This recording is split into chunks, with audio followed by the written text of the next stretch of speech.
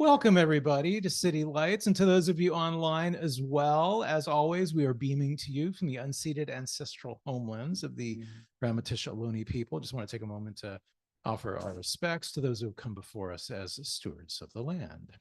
So it is always a great pleasure to be collaborating together with our friends at Center for the Art of Translation, who are our neighbors, incidentally, and being able to feature the wonderful Aaron Coleman in conversation with our friend Achy Obejas,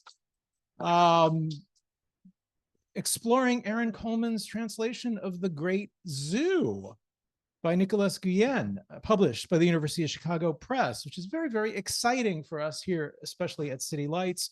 Originally published in Spanish in 1967, The Great Zoo is a very compelling, humorous, and a biting collection of poems. Exactly the kind of book you would expect to, be stocked in this very room. So Nicolás Guillén was born in Cuba to parents of African and European ancestry. He worked in printing presses and studied law before moving into Havana's literary scene. He rose to fame by transforming a popular form of Cuban music into poetry that called attention to the experience of Afro-Cuban people. So we hope to explore his life and work tonight and experience the uniqueness of his words. So Aaron Coleman is a poet, translator, and scholar of the African Diaspora. He is the author of Red Wilderness, which is going to be coming out by Four-Way Books. Also the poetry collection Threat Come Close, which is another Four-Way book, which is the winner of the GLCA New Writers Award. Also the author of Saint Trigger, which sat on Button Press, which was selected by Adrian Matejka for the Button Poetry Chapbook Prize. He is an assistant professor of English and comparative literature at the Helen Zell Writers Program at the University of Michigan. And of course, joining him is our dearly beloved Achy Obejas, who is a writer, journalist, translator, the author of 5 books of fiction, and has translated everyone from Gino Diaz to Wendy Guerra, amongst many others. Her most recent poetry collection is called Boomerang, and she is, of course, from Cuba, but makes her home here in the Bay Area. I want to say a few words about our friends at the Center for Translation, for the Art of Translation. It is a 501c nonprofit organization based in San Francisco. It was founded in the year 2000 by Olivia Sears, a translator and editor who serves as the center's board president. Prior to forming the center, Ms. Sears helped establish the literary translation journal Two Lines, which City Lights was very, very honored to carry for many, many years. Two Lines set out to make international literature more accessible to English-speaking audiences, to champion the unsung work of translators, and to create a forum for translators to discuss their craft. And we have had some wonderful events over the years and continue to do so. And tonight is such a treat. So join us in giving our guests a warm welcome. Thank you. All right. I guess I need to use the microphone for our online audience, right? Okay. That sounds weird. Okay. I was going to stand up, but first, so many people to thank. I want to thank City Lights. I want to thank Peter. I want to thank, obviously, the Center for the Art of Translation for the support of this work from the moment that it began years and years ago. Thank you, Michael. Thank you, Olivia. Thank you, Casey, for making all of this possible, all the logistics. Thank you so much, Leslie Ann, for all, it's really, it's a gift to be back out in the Bay with this work now that it is finally out in the world. And such an honor to celebrate Guillén with all of you and to think about what he created and to think about the diaspora, to think about Cuba together. And thank you again, Achy, for making the time to be a part of this. So, before we hop into the conversation, I have a short intro here that, thank you, that's it takes about 7 minutes-ish to read. So just sit on back for a little prose. I know we came for poetry, but I think it's kind of wonderful context for exploring, setting the stage for the poet that Guillén is and the gifts that he's given us. And then I'll read a couple of the poems in Spanish and my translations, and then we'll have some time for conversation. Nicolás Guillén, maker and breaker of forms. Nicolás Cristobal Guillén Batista was born at 2 a.m. on July 10, 1902, in the Camagüey province of East Central Cuba. Both of his parents, Argelia Batista Arrieta and Nicolás Guillén Urra, were of African and European ancestry. At age 15, Guillén, the oldest of 6 siblings, suffered the sudden loss of his father, a liberal political figure, who was assassinated by government forces for protesting electoral fraud. As a young adult, Guillén was immersed in the island's politics and burgeoning print culture. He worked at printing presses in his hometown of Camagüey and in Havana, where he moved to study law after graduating high school. The young writer eventually left behind his legal studies, finding his way instead into Havana's literary scene. Guillén's best-known poems first appeared in 1930 in Diario de la Marina, one of the country's leading newspapers at the time. Published as a suite titled Motivos de Son, which I might translate as Motives of Son or Motifs of Son, they were both a roaring success and a scandal because they flouted the expectations of traditional poetry. Indeed, Guillén was a consummate maker and breaker of forms. The innovative poet rose swiftly to fame as he transformed the popular Cuban musical form of the son into a poetic form that called attention to the experiences of Afro-Cuban people and broke racial taboos. Guillén continued to transform language and music throughout his career. At times, he crafted poems born of Cuban slang and song, while in other moments, he satirized the supposed objectivity of journalistic and scientific writing. Through it all, Guillén traveled the island and the world, interweaving his artistic and political commitments to build a body of work admired by readers around the globe. Returning to the island in 1959 after spending much of the 1950s in exile, he was hailed as the national poet of revolutionary Cuba. Guillén's life spanned 9 decades of the 20th century before he passed away on July 16, 1989.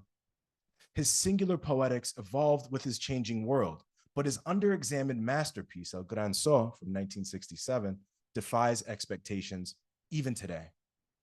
Swerving from the hilarious to the harrowing, The Great Zoo explores an uncanny menagerie of ideas and social concerns.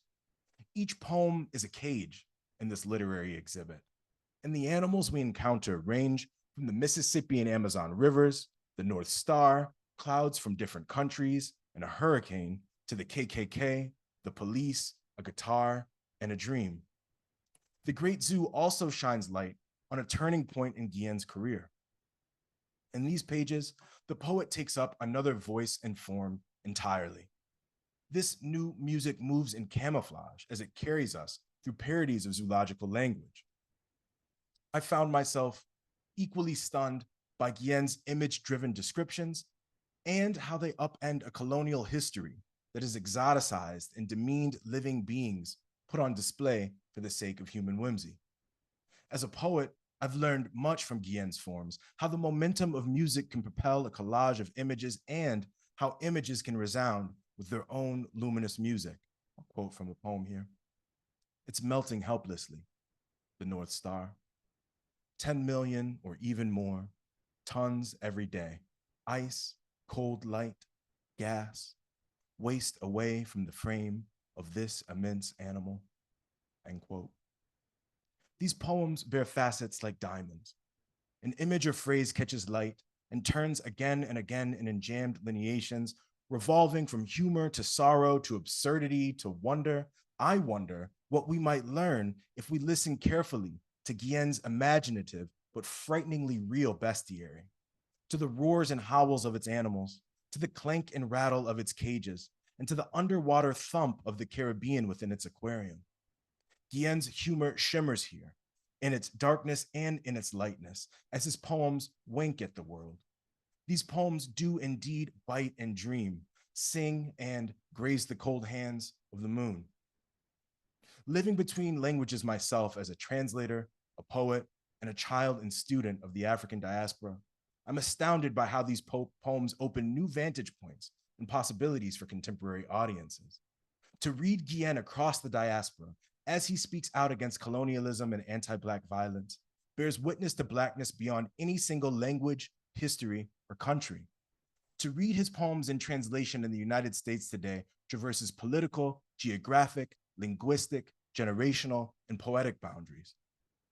I'm humbled and honored to follow in the footsteps of other Black poets translating between Cuba and the United States.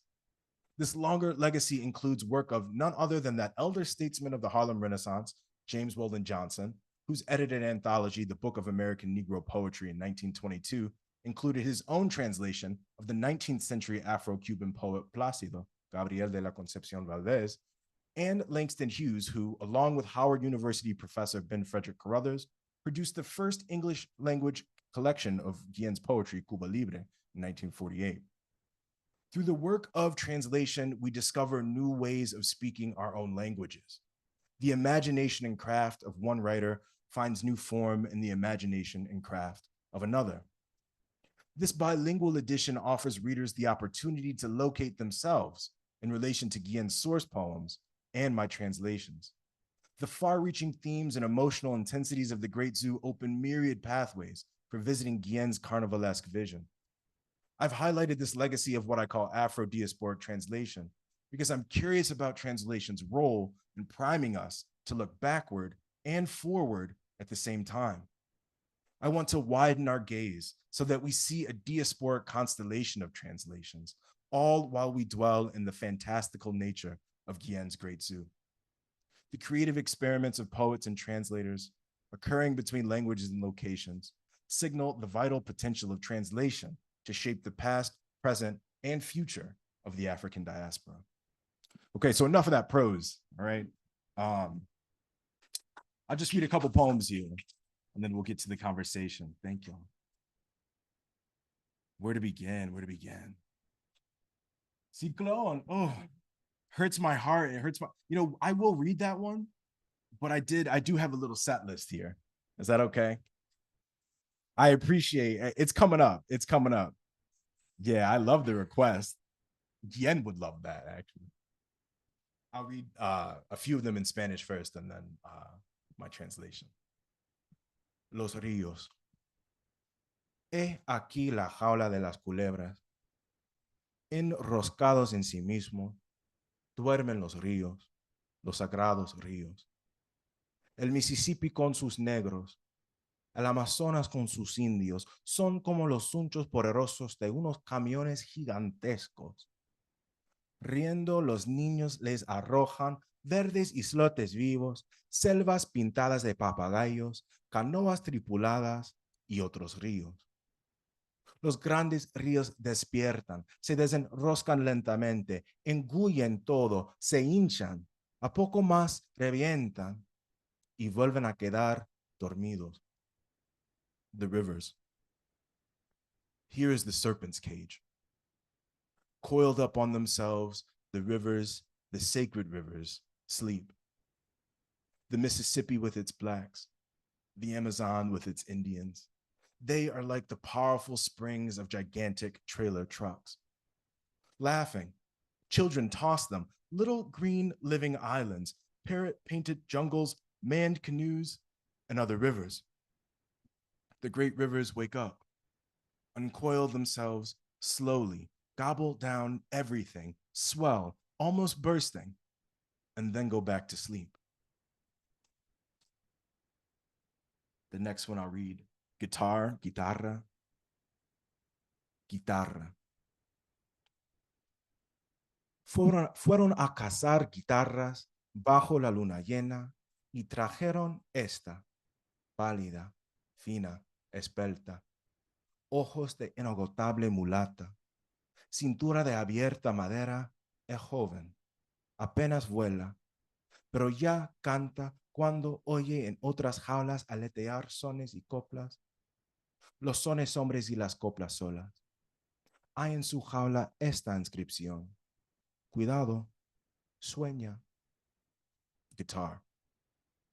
They went out hunting for guitars underneath the full moon, and they brought back her, pale, fine, lithe, ceaseless mulata eyes, a waist of open wood.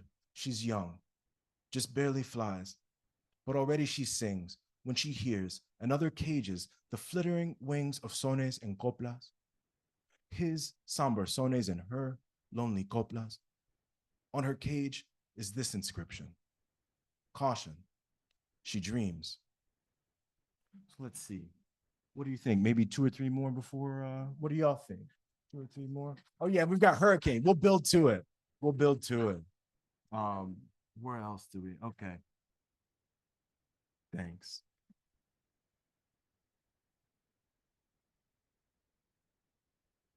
This next one, really one of the wilder ones, orators, oradores. I'll read this one in Spanish too, and then I'll read just a few of the translations. Aquí los oradores. Algunos son campeones provinciales, otros lo son olímpicos, otros no son nada, ni siquiera oradores. Plumaje muy diverso. Con todo, predomina cierta nuance vulgar del amarillo. Como usted nota, la confusión es colosal. Señoras y señores, camaradas, amados hijos míos, señores presidentes, señores diputados, respetable público, compañeros, me siento emocionado. Es esta la primera vez. Esta noche no debéis esperar de mí un discurso. Permitidme que, no sé cómo yo oso, qué distinta es esclarecido Cristóbal Colón. Los familiares del difunto cuando al fin enronquecen, hacen gárgaras con las palabras que les sobran, muy pocas, y recomienzan la función. Y señores, maradas, esperar de mí un discurso, hijos míos, respetable, sionado, funto, como yo oso, Colón. Orators. Hear the orators. Some are champions of their hometowns. Others are Olympians. Others are nothing at all, not even orators. Highly diverse plumage. That being said, what predominates is a certain vulgar je ne sais quoi in their yellow. As you will observe, the confusion is colossal. Ladies and gentlemen, comrades, beloved children of mine, Mr. President, esteemed congresspersons, good and kind audience, friends, I am so excited. This here is the first time. Tonight, don't expect a speech from me. Please allow me to, dare I say, how distinctive he is, the renowned Christopher Columbus, on behalf of the family of the deceased. When they finally lose their voices, they gargle with the words they have left over, very few, and begin again the performance. And gentlemen, marads, expect a speech from me, dren of mine, good and kind, excited, ceased, dare I say, Columbus. All right, let's see. So now just let's see.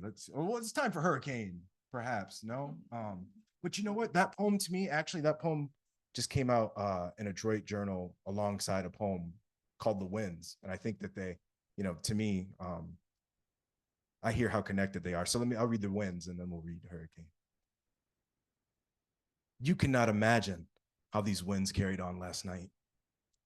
They were seen, eyes gleaming, tail pieces stiff and long. Nothing could knock them from their paths.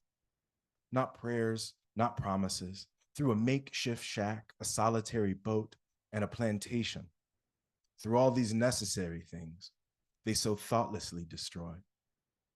Until this morning, when they brought them back, tied up, taken by surprise, dawdling lovers as they wandered lost in thought along a field of dahlias. Those ones over there to the left, sleeping in their boxes. Right? It goes with it. Let's see.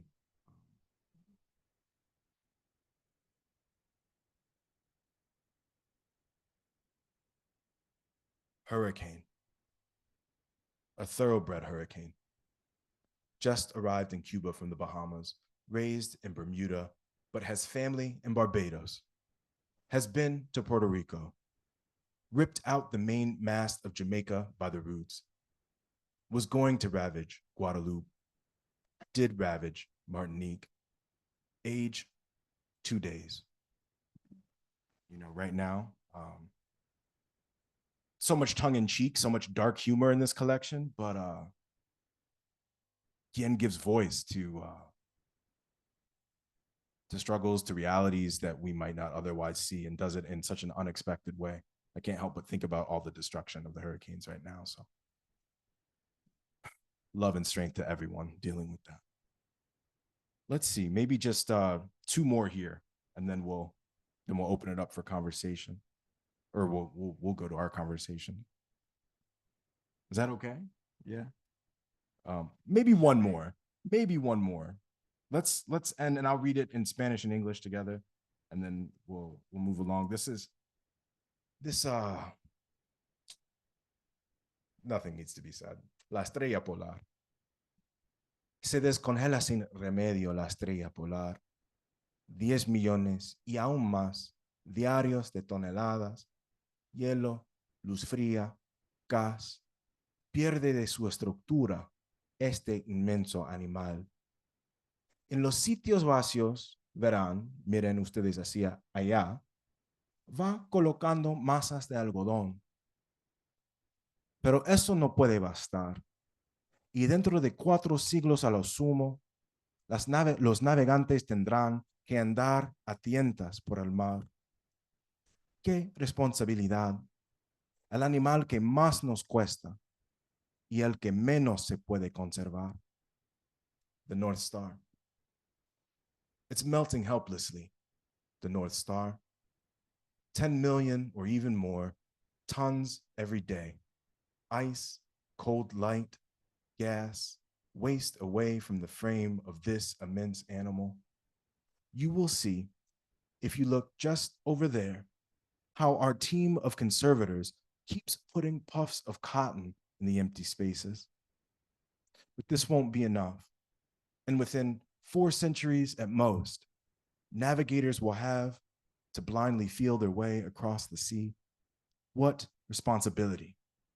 The animal that costs us most, and the one we can conserve the least.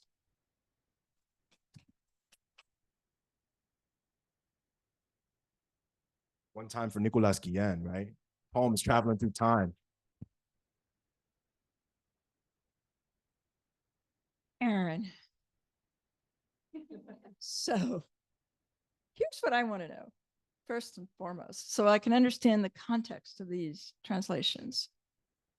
How do you connect with Nicolás Guillén? Where do you meet Nicolás Guillén? How do you get to know him? Because he's not an obvious Latin American poet. He's perhaps an obvious Caribbean poet, but he's not, people think Neruda, people think, all these other people.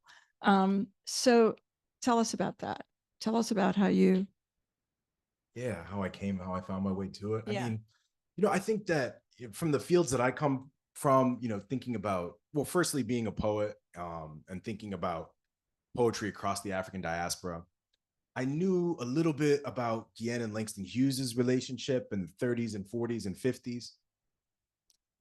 But I had no idea about this book from 1967. And that's my next question. Why this book? Right.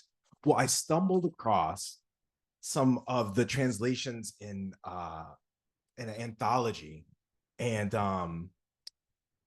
the first one that I came across was that the first two that I read, Rivers and Guitar. And I was just blown away by this hemispheric transhistorical history pulling together, that the Mississippi and the Amazon are snakes in a cage together. This teenage Afro-descendant guitar singing in a cage, so many different, I hadn't seen anyone write about, I hadn't seen anyone write in this way. And I think that, the choice to take up not, his earlier poetry is known for, how he worked in Cuban slang and song. But this book takes up the zoological language of a zoo, the zoo tour guide. The poet is essentially a tour guide taking you through all these cages of the zoo. And it's looking at, to me, that just, it brings us to questions of colonialism, exoticism. Where are we as readers? We're kind of tourists in the space of the zoo. It's just the concept of it and how vivid it was and how capacious it was in terms of thinking about the Americas and the entire world. Really, I just hadn't read anything like it. And so we talked about this over dinner a little bit too, that, what way to get closer to a text than by translating it. Right. And the tone of these is so deft, you know, it's so serious and so humorous, so, you know, hilarious, but never frivolous. It's just incredible. And so, yeah, it was the poems themselves that pulled me in, and led to, you know, this, what feels like a lifelong relationship now. One of the things about Guillén is that he moves very smoothly from traditional forms to very, very experimental forms, stuff that, I mean, Totally. You could argue, you know, as his own form. So how do you balance being faithful to that with the need for the translation to resonate with a modern American English speaking audience? Yeah, that's always great. You know, the question of faithfulness in translation, Yeah. we could talk Deadly. all day. Truly. Yeah, But deadly. you know, I think that this, it was this collection in particular, and the ways that it's thinking about the neo-colonial world, the ways that it's thinking, you know, the issues of exoticism, the issues of colonialism, neo-colonialism, anti-Black violence feel so pressing. And so, you know, I think maybe, I don't know how far to go with this, but I just, in the past decade or so, you know, I've just found myself thinking about all of the cataclysmic political, social realities that we're living through in relation to the moment of the 1960s. And to think about this book coming out in 67 and to be translating it, you know, 50 some-ish years later, just felt like a way to learn from Guillén, and, you know, to learn from his poems. And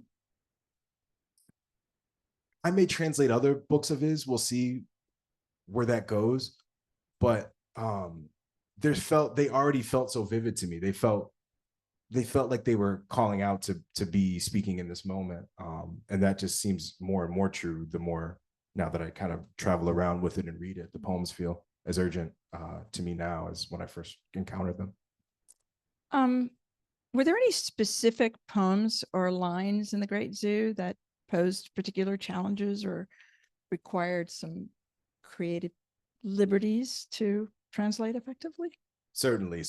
Yeah, that's maybe part and parcel of the whole process of translation, right? That you realize, you know, what's the joke that you ask a translator how to translate something and they say it depends, right? It's always contextual. But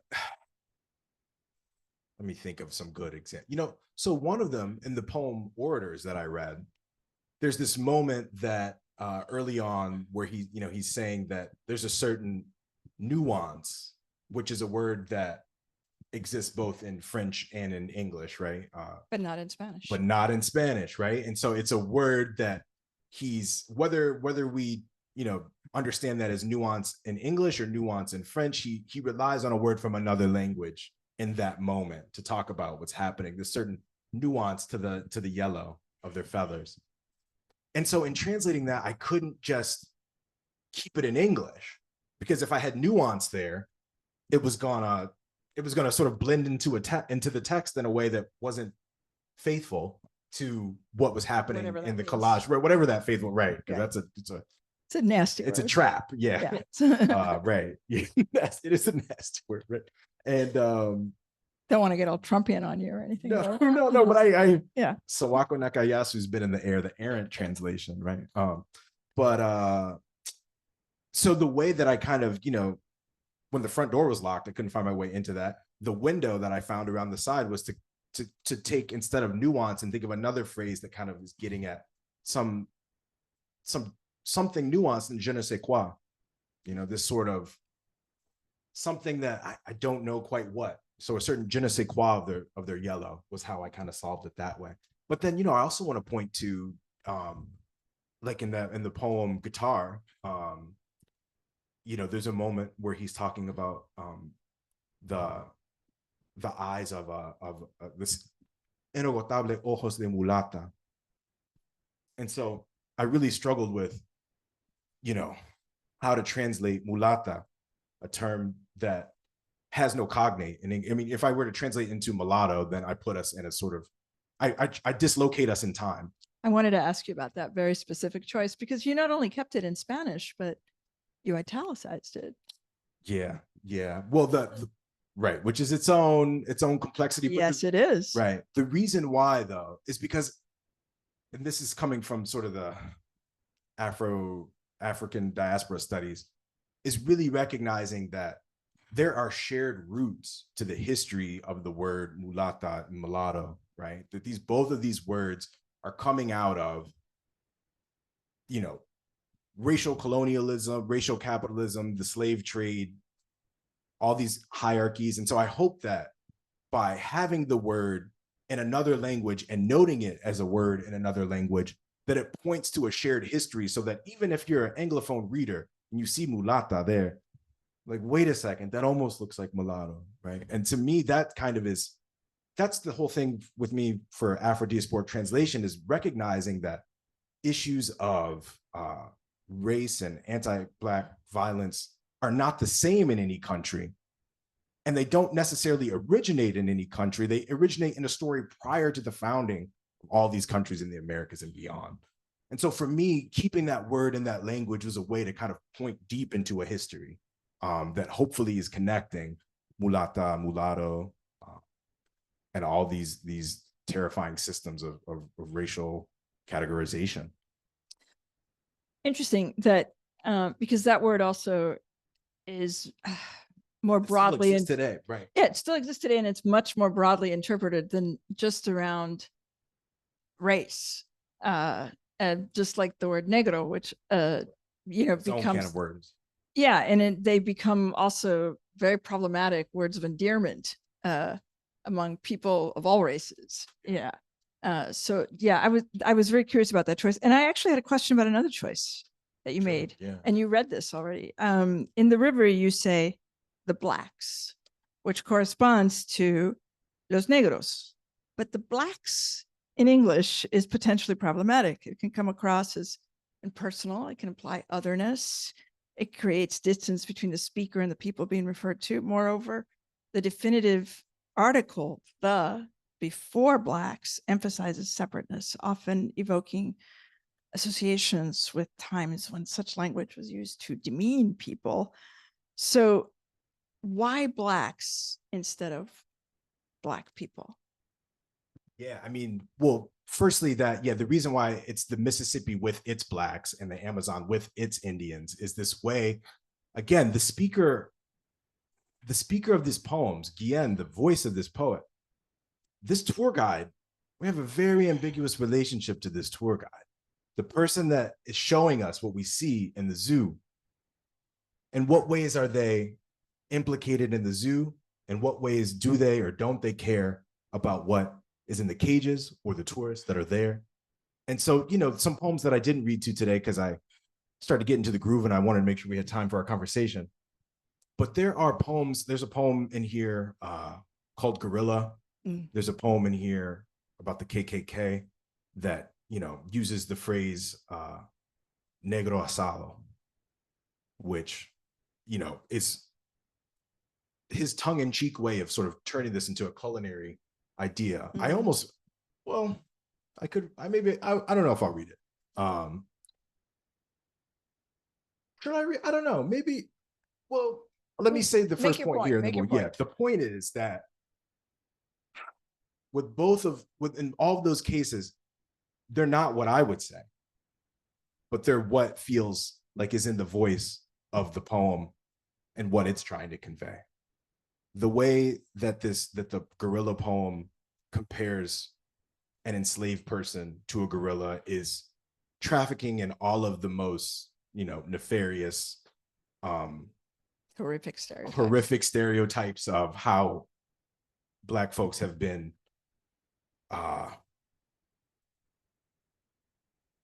caricatured, for lack of, this is the softest way that I could put it. And it's not a poem that I would write.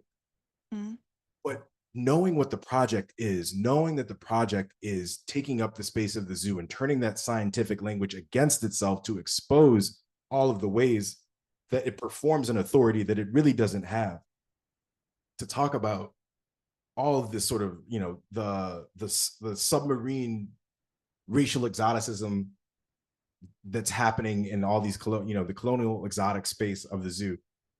That's what I think. That's why I think that the poem and all of the poems in this book are speaking in a way that's so different from what we see in other poems by Guillén. And it's one of the reasons why it's terrifying to read some of them, you know, that, like I said, they're not poems that I would necessarily write myself, but to move to another place of the diaspora and see another Afro-descendant person writing in that way creates a kind of connection and a reflection and a refraction that feels so important to understanding the relationships across the diaspora. Yeah, is that kind of getting to it?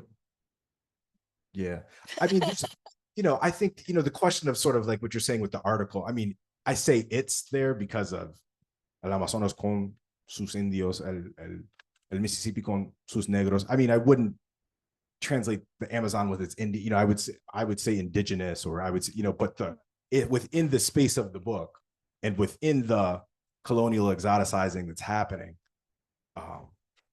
that was where the voice seemed to lead me. Good enough. One of the things that, one of the reasons I was very glad that you were taking on this project is because one of my sort of pet peeves, and one of the things that always drives me insane, is to read translations from Black writers, both from English or Spanish into the other language, and discover just how absolutely hideous it is.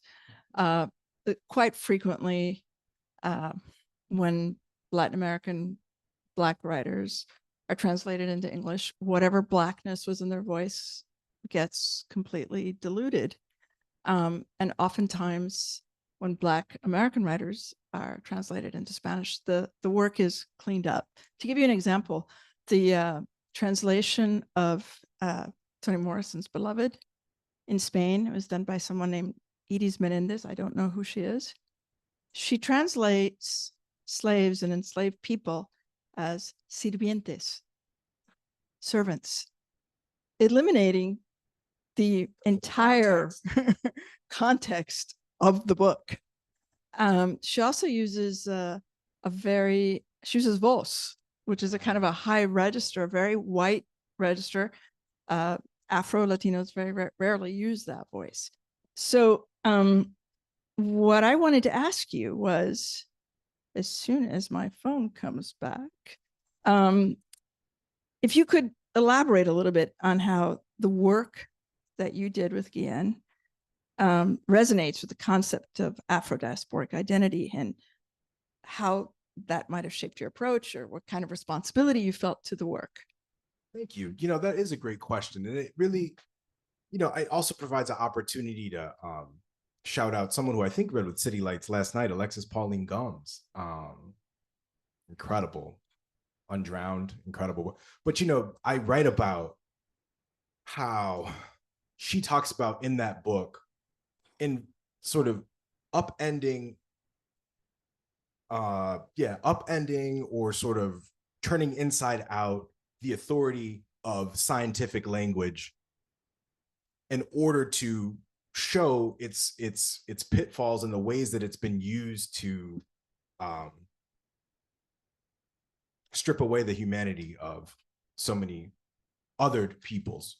However, whatever those othered peoples may be, along lines of race, queerness, all other, you know. And so and with that in mind, what was interesting to me, and this is something I'm writing about right now, actually, this little essay came out just now in Michigan Quarterly Review, Multiplicities of Blackness, translating the radical authority of Nicolás Guillén. But the idea behind it, and this is sort of tying to this sort of question of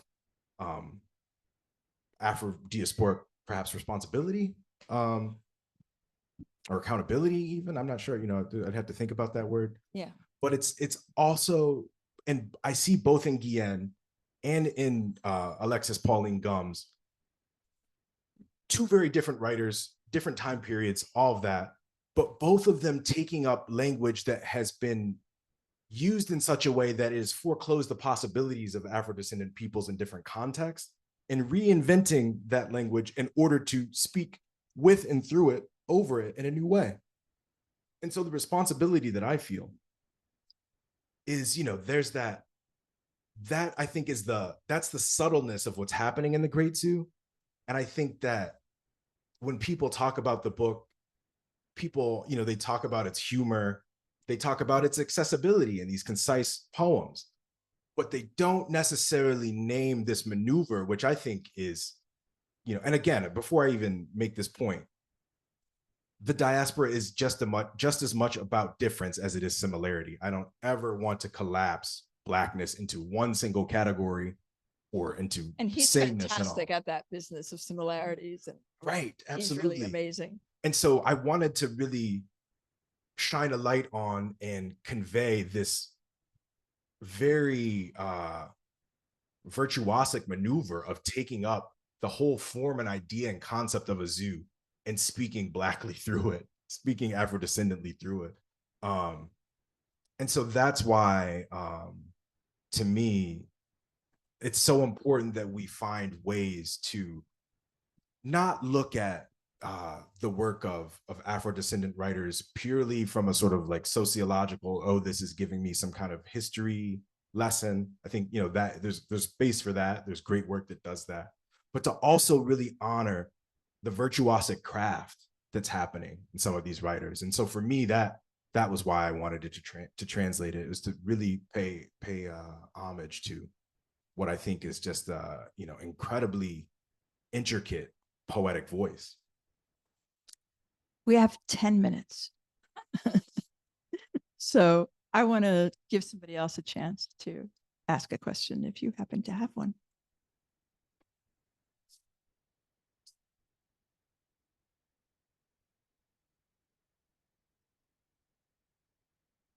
Aaron, I'm a huge admirer of you and your work, and it's a privilege to be here with you today to hear you read from this book that I know has been incubating for a long time. Thank you.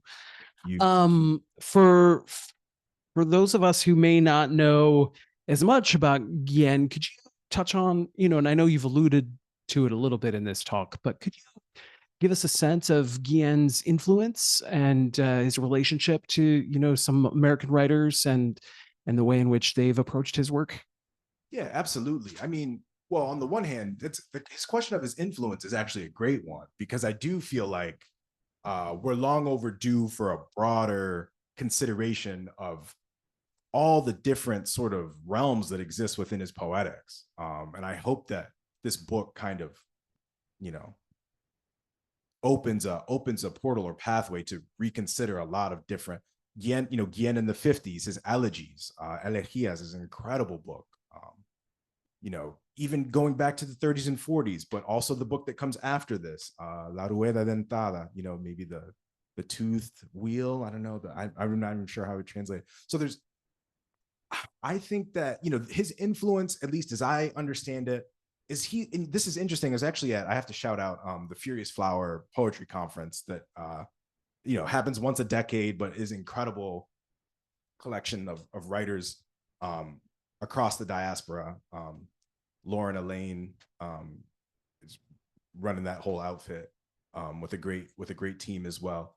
But speaking of his influence, I'm always so surprised because, Evie Shockley had a poem there, and just, a quick reference to Guillén in there, like what Guillén was doing. A.B. Spellman, a Black Arts poet, Black Arts Movement poet, also had a little reference to get, so he pops up in all these different sort of symbolic ways that I think, to me, are representative of the ways that, because of the fraught relationship that Afro-descendants have often had, 3/5 human here or whatever it is, whatever location, there's always this kind of reaching to see what's happening in other spaces. But that's one level. The other level, like I said, there's a whole debate of, the relationship between Langston Hughes and Nicolás Guillén. I think what's important to me, however we sort of think about influence, is that both of them in their own ways, and I alluded to this a little bit in the introduction, both of them in their own ways found a way to elevate a vernacular. I've been sort of playing with the idea of thinking about it as an Afro vernacular, but vernacular, common language and Afro-descendant musical forms and turn those musical forms in that register of language that has never been valorized into a poetic mode. Guillén's doing that with the song, Motivos de Son, the book that we talked about. Langston Hughes did that with the blues. We all know the Weary Blues, 1927. Right, and he even, right, he yeah, but with that in mind, I mean, that to me is the sort of, I wonder if I should get into this. I think that the beauty of influence, and even Kayama Glover is talking about, she's got a term, Afrofluency, that she's kind of mobilizing now.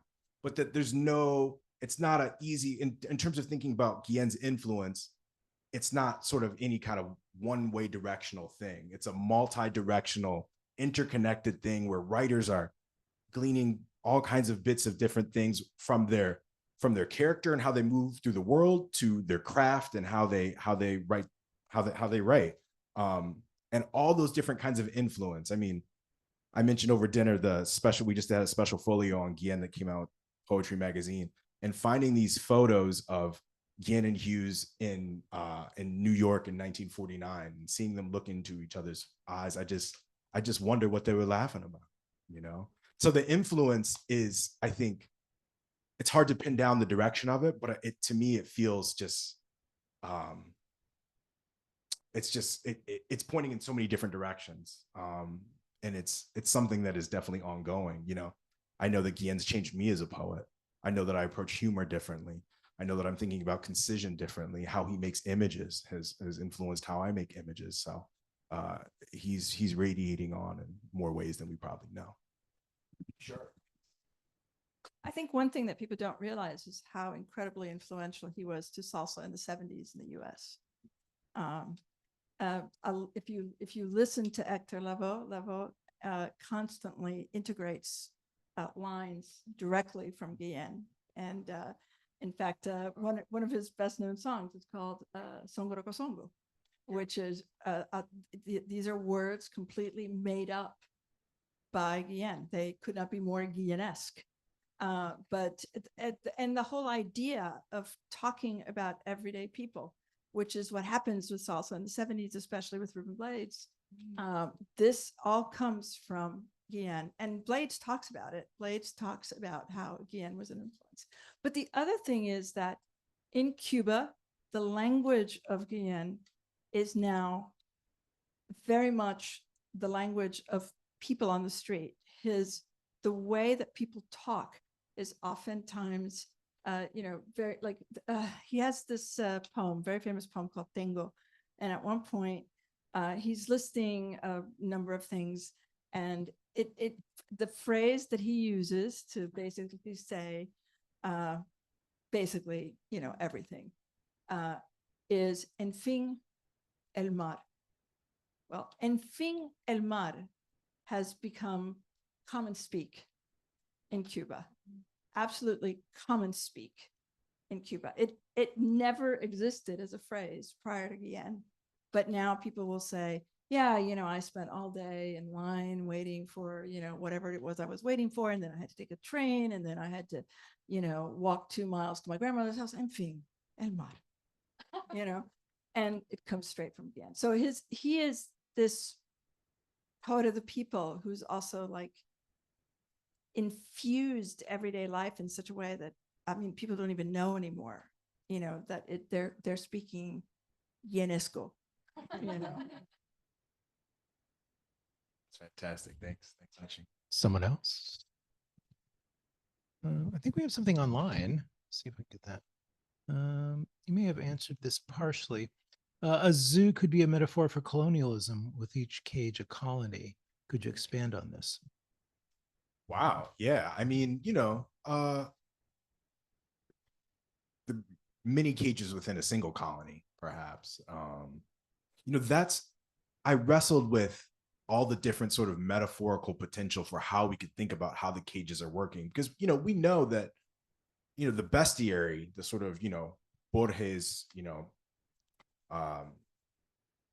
the medieval traditions of the bestiary is a common, I wouldn't say necessarily common, but is is sort of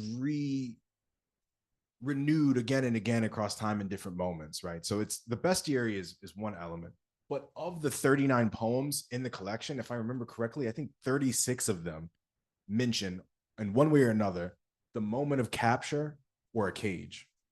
So violence is foregrounded in a whole different way in this particular bestiary, that speaks to the kind of ominousness, the ominous world that he's created here. And so to that question of every colony, I think that as much as I love that, it would only be a little bit too simple, that there's more cages within any particular colony, and that's why the cages are caging all kinds of, they're caging elements of landscapes, they're caging a dream, they're caging clouds, right? They're caging, obviously we saw a guitar, they're caging more than just physical space, they're caging ideas, they're caging the North Star, right? So yes, I thank you for the question and for thinking about how to sort of map these cages that Guillén is pointing our attention toward.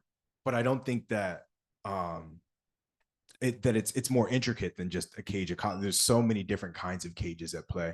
There's even, there's a poem called Tiger in there where the tiger walks around captive in a cage of his own stripes, right? So, the cages come in many forms, many structures. And I think, Guillén has got me thinking about them always in all their different forms. Thanks for that question. So we come to the top of the hour. Achy, do you want to? Well, I think we should get another poem. That's what I think. One more poem. That's what I think is the best closing comment. Yeah. But Yeah. thank you so much for this work, Aaron. It's beautiful, and we hope there will be many, much more. Thank you, Achy. The writer you are, the translator you are, blazing trails. It's really an honor to sit here and have this conversation with you. I remember you shouting out Guillén at the American Literary Translators Association conference many moons ago, and it means a lot, to have this moment. Maybe I'll read The Clouds, since that was the one that we just mentioned. And thank you all again for being here. And before I even read it, we're all dealing with the confusion and grief of the election. And, I find myself relying on what I know that BIPOC queer folks of all stripes have found ways to create community in earlier storms. And that's what, I feel compelled to continue to do. And so to get to be here to shout out Guillén and to be in community with y'all both here and virtually, grateful for it. The Clouds. The Cloud Sanctuary. Capacity, 84 clouds. A new experience because there are clouds from sunup to sundown and from many different countries. Management forecasts more. Lanky-tongued like a bird, reddish, the daybreak clouds, made by the farmer's brief dreams and hollow dawns. Restrained, made of dry and firm cotton, the motherly immovable noonday ones. Like serpents in flames, the ones that announce the evening star. A curiosity, there are some from Uganda, driven by winds from the Great Lake Victoria. Some from El Turquino, lying low, some from the Maritime Alps, some from Pico Bolivar. Black, with heavy breasts, those of the storm. Romantic clouds too, like, for example, those that fog up the sky of love. The rosy-colored ones from 60 years ago, in the Christmas cards, clouds with angels, clouds the shapes of titans, of well-known maps, England, of kangaroos, lions, and brief, a respectable load. However, these polar breeds, extremely rare, there was no way to bring them back alive. They arrived in brine, express from Greenland, Norway, Newfoundland. Management has promised to exhibit them behind glass for the public. Thanks. One time for Nicolás Guillén.